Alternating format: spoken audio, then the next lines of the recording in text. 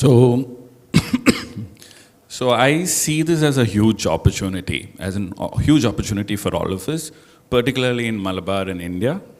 To define an industrial revolution, we're essentially talking about a non-linear growth in productivity that is empowered by technology. All four, including this one, all four industrial revolutions was pretty much that. So whenever there is a non-linear growth, there is an arbitrage opportunity. There is an opportunity for abnormal profit. In economics class, they tell you that arbitrage opportunities do not exist. You only can get normal profit, except for small windows where there are arbitrage opportunities. Now in the world, because of the nonlinear growth, there are huge arbitrage opportunities, which people looking particularly for these opportunities will be able to identify. So a lot of people are talking about surviving through this industrial revolution and all the changes. I would say I've seen maximum growth coming from those who are looking at thriving, looking to identify opportunities for disruptive growth. And there are a lot of attributes, a lot of factors, a lot of focus areas which I can identify and pinpoint in these people, in these startup founders probably, that kind of indicate an inclination in them to identify these growth opportunities. But if I'm to bring it down to identify patterns, I'll probably start out with a learning mindset. So shelf life of regular conventional education is super low, as we know. You need to continuously learn. And when the market is so dynamic, it is only by continuously learning and improvising that you can retain your competitive advantage. So learning mindset is extremely important. Even when it comes to learning, I would say multidisciplinary learning has a much higher chance for disruption. In fact, somebody did mention that because learning generally always happened in silos. And people go deep into their subjects. But disruption and innovation, disruptive innovation usually happens when learning is multidisciplinary. So even when we recruit talent, we love having people from very diverse spaces trying to do the same thing. And we see that is where there is synergy. That is where there is this whole confluence of different ideas that come together, and that is where innovation happens. So even in founding teams, we've noticed that. Another big factor is the fact that the world is much smaller and much flatter now. So the companies who've looked at identifying that potential, leveraging the fact that the world is much smaller, have had huge margins. Again, it got something to do with the arbitrage opportunity. Because globally, there is information asymmetry. As when you stay in a Calicut, information asymmetry is minimal. You work between a Calicut and a Silicon Valley and a Nigeria, the information asymmetry is a lot more. So there is scope for abnormal profits.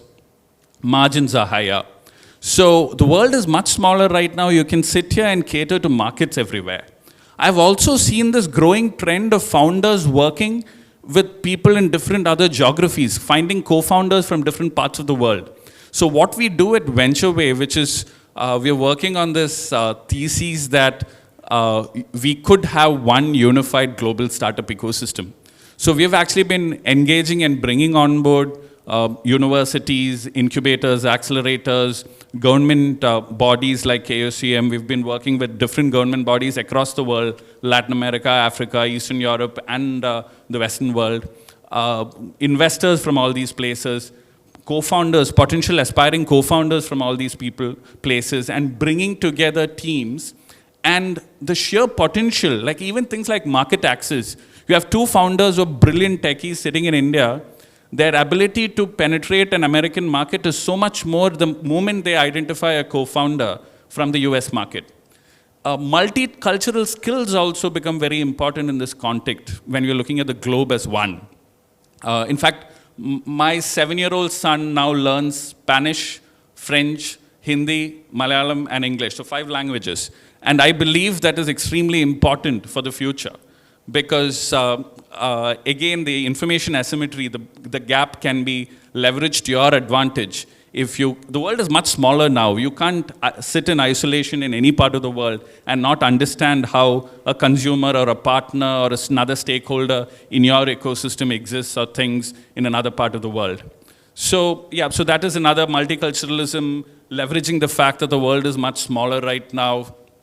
And another factor that a lot of people were mentioning is you need to push beyond the horizon. The ones who are thinking of solutions, who take nothing for granted. I keep telling founders that, and the founders who are smartest and who actually manage to innovate the most are the ones who take nothing for granted.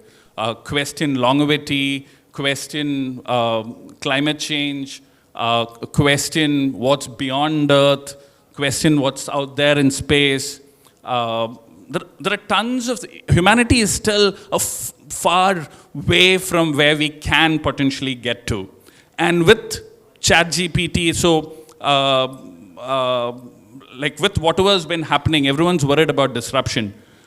Jobs never, someone else was also suggesting, I don't believe job losses are going to happen with any industrial revolution. It didn't happen with the first three. Very clear statistics show that. And it's not going to happen with the fourth one also. It's just that the composition of the workforce needs to be reimagined. I have a content creation initiative for our startups. We have a head of communications. She used to take 5 to 6 hours minimum to kind of come up with one post. And I couldn't recruit people from outside the industry because you need a good combination of communication skills plus domain expertise to actually create content that's relevant for us. But now we have started using interns with probably zero experience, and the first thing an intern does is take an 18-hour ChatGPT prompting course. And because we realized that if you can't fight it, you might as well integrate it and use it as something that could supercharge your entire team. And now we have interns who add so much more value to us, and all the head of communication needs to do is kind of vet it. She takes 10 minutes per post or content piece that is created. So I believe we can leverage these technologies to our advancement. And then what do humans do with all the time that's freed up? What they did with the last 3 industrial revolutions. Tomorrow we can look at what is out there in space. You can look at sustainability, building, making sure that the environment is a lot more, the world is a lot more sustainable a place to live in. There are a lot more things that humans can do. We still live for 100 years max. We can probably try 200. There are millions of other things that we can do. The calculator made us, the calculators, computers. Today you have AI telling us what you could do, what sales are going to be 1 year from now. So you don't need 10 analysts from an EY to tell you that. So, yep, so I know I kind of reached, so I'm going to stop with that. I think I kind of put too many things out there. So I'll carry on. Let the team carry on. Yeah, we want too many things, and that is what is expected from